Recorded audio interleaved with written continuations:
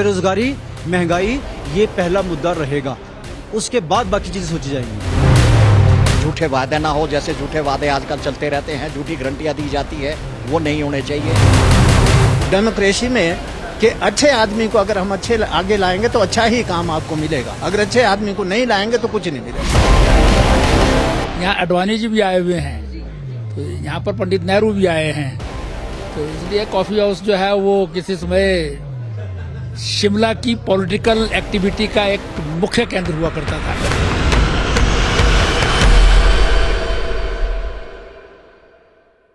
बात अगर लोकसभा चुनाव की हो रही हो और यहाँ पर इंडियन कॉफी हाउस का जिक्र ना हो तो ये कैसे हो सकता है। इस वक्त मैं शिमला के मॉल रोड पर मौजूद हूँ, जहाँ पर इंडियन कॉफी हाउस है। राजनीति के क्षेत्र की जब भी हम बात करते हैं तो इसका अपने आप में एक बड़ा महत्व है। ऐसा मैं इसीलिए कह रही हूँ क्योंकि इस जगह पर प्रधानमंत्री नरेंद्र मोदी से लेकर जगत प्रकाश नड्डा और दूसरे जो महत्वपूर्ण राजनेता हैं वो यहाँ पर बैठे हैं। बात अगर वर्तमान की जाए तो अभी भी यहाँ पर जितने भी जो रिटायर अधिकारी हैं, जो स्थानीय लोग हैं या फिर जो कुछ राजनेता है वो यहाँ पर बैठते हैं। और यहाँ पर आज हम बात करने वाले हैं शिमला संसदीय क्षेत्र से लेकर कि आखिरकार शिमला संसदीय क्षेत्र में भाजपा और कांग्रेस के जो प्रत्याशी है वो उसको उन्हें किस तरह से देखते हैं, उम्मीदें क्या क्या है लोगों की, और इस संसदीय क्षेत्र के जो मुद्दे हैं आखिरकार वो क्या रहने वाले हैं। शिमला संसदीय क्षेत्र की सर आज हम यहाँ पर बात करने वाले हैं। सबसे पहले तो आपसे जानना चाहेंगे कि शिमला संसदीय क्षेत्र में मुद्दे क्या क्या हैं। देखिए, हिमाचल शिमला संसदीय क्षेत्र की ही बात क्यों करें, अगर हम पूरा हिमाचल और देश की भी बात करेंगे, मुद्दा होता है महंगाई, मुद्दा होता है बेरोजगारी, है ना। जब इंसान को रोटी खाने को नहीं मिलेगी तो वो फिर सोचेगा राजनीतिक दृष्टिकोण से कि भाई मुझे रोटी मिली या नहीं मिली। जिसको रोटी मिलेगी वो आगे निर्णय लेगा मत करने का। हाँ, दूसरी बात है कि भाई बहुत सारे ऐसे मुद्दे जो कई बार क्या होता है वो मुद्दे ढल भी जाते हैं, वो इसलिए ढल जाते हैं वो कैंडिडेट विशेष के ऊपर भी निर्भर करते हैं। और आजकल जनता बहुत पढ़ी लिखी है, हम राजधानी बैठे हैं, राजधानी का जितना भी वोटर है वो बड़ा जागरूक वोटर, वो अपनी दिल की बात किसी को नहीं बताता। यहाँ पर जब तक टिकटें सारी स्पष्ट नहीं हो जाती कोई किसी के बारे में नहीं बताएगा। हाँ, इतना मैं जरूर कहूँगा कि हवा किसी की नहीं है, संतुलित गेम चली है जब तक कि सारी टिकटें स्पष्ट नहीं हो जाती। बेरोजगारी, महंगाई ये पहला मुद्दा रहेगा, उसके बाद बाकी चीजें सोची जाएंगी। विकास ही हर स्थान का पहला मुद्दा होता है। हर इंसान ये चाहता है, क्योंकि ये एक पहाड़ी क्षेत्र है, हर इंसान चाहता है कि मेरे घर के पास सड़क हो, मेरे यहाँ सड़क ही ना हो, सड़क के साथ साथ वहाँ ट्रांसपोर्ट भी पहुँचे, पानी भी वहाँ पर अच्छा शुद्ध उसको मिले, और उसके अतिरिक्त वहाँ स्वास्थ्य सुविधाएं भी हो। अगर आदमी को सड़क मिल जाए और स्वास्थ्य ना मिले तो उसको सड़क का फायदा क्या, वाहन वहाँ जाता ना हो तो उसका फायदा क्या। तो सड़क की सुविधा होना, वाहन की सुविधा होना, स्कूल की सुविधा होना, रोजगार को वहाँ जनरेट करना, ये सभी सुविधाएं अगर कोई सांसद अगर दे सका है तो वो दोबारा चुनाव जीत सकता है। अन्यथा लोग सोचते हैं, अंतिम क्षण तक सोचते हैं। आप किस तरह से सोचते हैं इस चीज को, और आगामी समय में जो भी आपका सांसद होगा उम्मीदें क्या हैं आपको उनसे? देखिए, जहां तक अब आने वाले इलेक्शन की बात है, मैं सिर्फ यही कहना चाहूंगा कि यहाँ डबल इंजन की सरकार रही, लेकिन 3.5 साल में ऐसा क्या हुआ कि उनको सरकार वो लोगों ने यहाँ बदल दी और बहुत ही डिफरेंट बड़े मार्जिन से कांग्रेस को यहाँ बिठाया। तो आगे आने वाले समय में भी हम ये नहीं कह सकते कि जो हमारे सिटिंग एमपी हैं वही विनिंग होंगे। जो टक्कर होगी वो कांटे की होगी।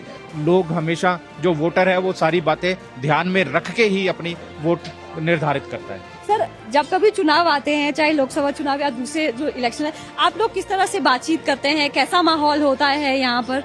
हम यही कह रहे हैं भाई, एक ऐसा व्यक्ति हमारा हो जो विकास की दृष्टि से हमारे आगे का हिमाचल का जो विकास है उसको आगे लेके चले। बेरोजगारी समस्या है, झूठे वादे ना हो, जैसे झूठे वादे आजकल चलते रहते हैं, झूठी गारंटियां दी जाती है, वो नहीं होने चाहिए। सर, आपसे जानना चाहूंगी, आपको कितने साल हो गए यहाँ पे कॉफी हाउस में आते हुए? हमें तो यहाँ कम से कम भी 60 साल हो गए। 60 सालों से? हाँ, तो इसलिए हम ये कहते हैं कि यहाँ का जो संसद बने, चाहे हमें योग्य लोगों की जरूरत है। जो भी हमारे नॉमिनी हमने इलेक्ट करने हैं वो हमारी जितनी भी यहाँ की समस्या है उन समस्याओं का हल करे और उन समस्याओं को समझे और लोगों से उनकी राय लेके हमने इसमें क्या करना है और किस एरिया में किस चीज की जरूरत है वो करना है। आपसे ये जरूर जानना चाहेंगे कि आपने तो देखा है कि जब से हिमाचल प्रदेश में चुनाव होने शुरू हुए हैं, उस दौरान से लेकर अभी तक ऐसे कौन से मुद्दे हैं जो अभी तक एज इट इज हैं, जिसका अभी तक कोई समाधान ही नहीं निकला? क्या इस तरह के कोई मुद्दे हैं यहाँ पे? हाँ, जैसे आज भी ज्वलंत मुद्दा है बेरोजगारी, तो ये राइट फ्रॉम वेरी बिगनिंग यही चलता आ रहा है। तब पॉपुलेशन कम थी, एजुकेशन सेक्टर में भी इतना बढ़ावा नहीं दिया जाता। आज हर बच्चा एजुकेटेड, हाईली एजुकेटेड है, तो बेरोजगारी स्वाभाविक है होगी। तो इसमें हम अपेक्षा करते हैं जो भी अब यहाँ से हमारा सांसद हो, तो बेरोजगारी के लिए गवर्नमेंट सेक्टर में तो जॉब कम है, तो कम से कम स्वरोजगार में टूरिज्म सेक्टर में बढ़ावा मिले, टूरिज्म सेक्टर में स्वरोजगार, ताकि वो औरों को भी रोजगार दे सके। ये सबसे बड़ी बात ये हम चाहते हैं। ऐसा क्या है कि हिमाचल प्रदेश में यहाँ पे कभी सरकार रिपीट नहीं होती है? और दूसरा मतलब हिमाचल प्रदेश का जो वोटर है उनके बारे में थोड़ा हम जानना चाह रहे हैं कि क्या ऐसा हो रहता है कि हर बार जो सरकार है वो चेंज यहाँ पर होती रहती है?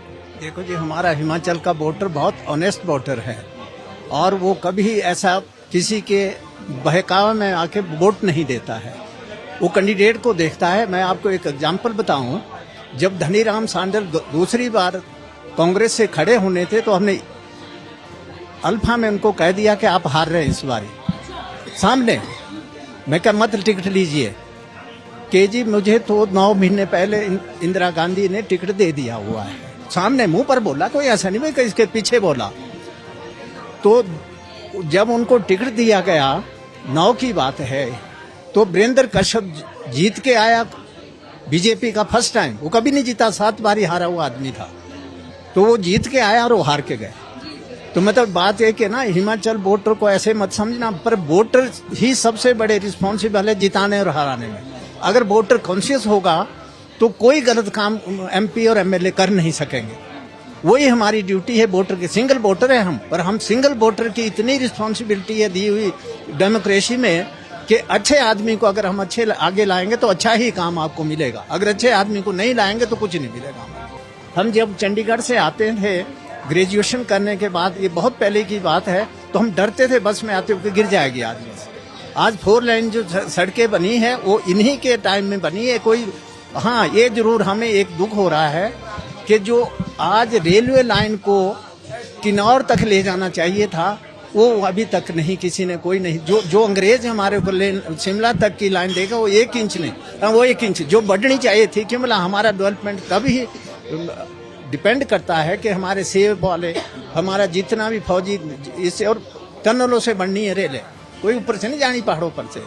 अगर उसकी डेवलपमेंट हो जाती और हो जाए आगे तो इस प्रदेश का कोई मुकाबला नहीं कर सकता। सर, हम बस ये जानना चाहते हैं कि जब प्रधानमंत्री हिमाचल में प्रभारी थे तो वो यहाँ पर बैठते थे, तो सर उस दौरान आप भी आए थे उनके साथ यहाँ पर? सर किस तरह का माहौल होता था? आप तब पैदा नहीं हुए थे, हम उनके साथ यहीं होते थे, क्योंकि पहला इलेक्शन मैंने जब लड़ा था तब वो प्रभारी थे यहाँ के। तो इसलिए जो है वो आम आदमी है, वो आज भी आम आदमी है, तब भी आम आदमी हुआ करते थे, इसलिए कॉफी हाउस में आते थे। यहाँ अडवाणी जी भी आए हुए हैं, तो यहाँ पर पंडित नेहरू भी आए हैं, तो इसलिए कॉफी हाउस जो है वो किसी समय शिमला की पॉलिटिकल एक्टिविटी का एक मुख्य केंद्र हुआ करता था, क्योंकि यहाँ पर जर्नलिस्ट भी बैठते थे। अब नहीं बैठते आप लोग, क्योंकि अब तो पोर्टल टेनर आपके कंपटीशन बहुत ज़्यादा है। तब पता तब प्रिंट मीडिया वाले होते थे, वो बैठते थे। और मोदी जी ने अपनी जनसभा में प्रधानमंत्री रहते हुए रविंदर रणदेव खजूरिया जी का नाम जो है वो वहाँ से भी लिया था कि हम उनके साथ कॉफी हाउस में बैठते थे। हाँ, जो सीनियर जर्नलिस्ट प्रिंट मीडिया होता था तब, इसलिए कॉफी हाउस जो है बहुत मशहूर जगह है ये, और पॉलिटिकल एक्टिविटी का मेजर जो है वो पॉलिटिकल सेंटर है जी।